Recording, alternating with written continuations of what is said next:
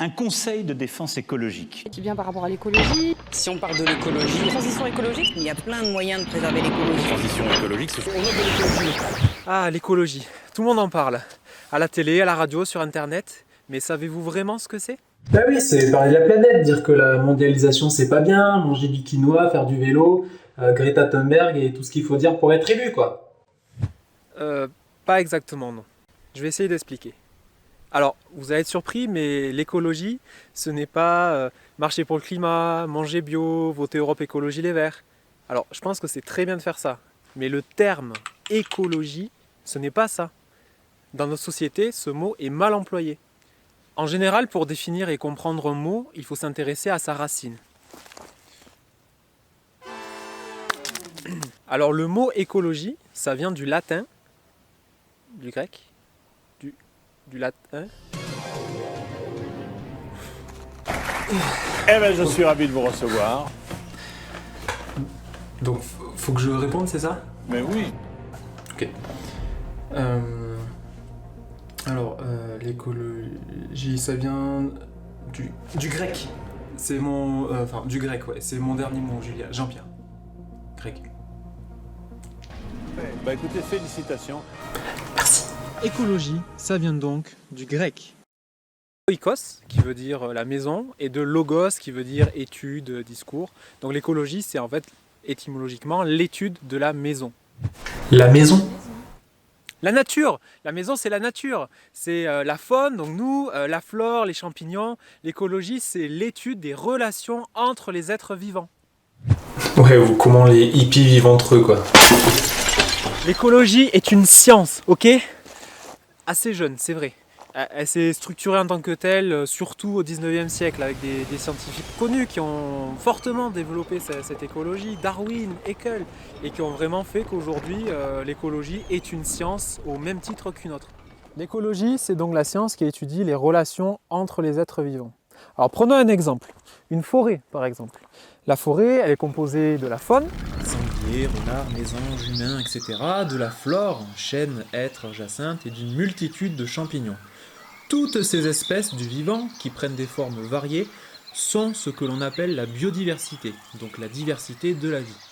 Chaque espèce qui compose cette biodiversité a des relations avec les autres espèces et vit en équilibre avec ces autres espèces.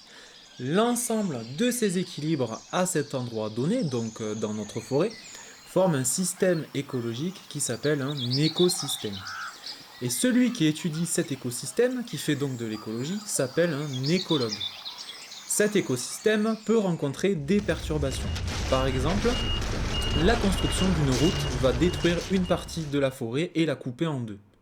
Notre écologue, qui fait de l'écologie, va alors étudier l'impact d'un tel projet sur l'écosystème. Il va établir un diagnostic écologique, il va mesurer les perturbations qu'il pourrait y avoir, par exemple le blocage de la faune qui ne peut plus se déplacer comme elle veut et donc qui ne peut plus faire son cycle de reproduction correctement, ce qui pourrait entraîner à terme une disparition de ces espèces. Dans ce cas-là, l'écologue peut trouver des solutions pour réduire l'impact de la route en proposant par exemple la construction d'un écoduc, un passage à faune qui permet de faire traverser la faune en sécurité. Bien sûr, c'est juste un exemple, le travail sera différent en fonction de chaque cas précis, et vous allez me dire, le mieux ce serait peut-être de ne pas faire la route. Oui. L'écologue se base sur des mesures scientifiques, naturalistes, pour identifier un problème et rechercher des solutions. L'écologiste, lui, peut par exemple s'opposer au projet d'autoroute, de la route en question, en votant, en participant à l'enquête publique ou en manifestant dans la forêt, en bloquant les travaux ou encore en créant une ZAD par exemple. Il a une action politique. On peut alors parler d'écologisme ou d'environnement. L'écologue, lui, va sur le terrain faire de la science dans la nature, récolter des données. Il a un regard scientifique. Il va par exemple produire un rapport scientifique, alors que l'écologiste, lui, va utiliser ces données pour donner son avis et s'engager pour ou contre quelque chose, et faire ça dans un cadre politique, par exemple une manifestation. Ils œuvrent tous les deux pour protéger notre planète, et donc notre cadre de vie à tous, et donc nous protéger également. Car sans biodiversité, je rappelle, nous ne sommes rien du tout, puisque nous sommes cette biodiversité. L'écologue et l'écologiste ne sont pas opposés, ils sont donc complémentaires, et parfois il s'agit des mêmes personnes, mais simplement dans des cadres différents. Merci d'avoir regardé la vidéo jusqu'au bout. C'était un peu la première vraie vidéo de la chaîne au format YouTuber. Il y aura plein d'autres vidéos qui vont arriver, plein d'autres sur des concepts d'écologie, mais même sur la biodiversité en général, avec des formats assez fun. Ça risque d'être assez cool, vous verrez. Et du coup, n'hésitez pas à vous abonner, activer la cloche et tout le bordel. Et à très bientôt sur Vision d'écologue.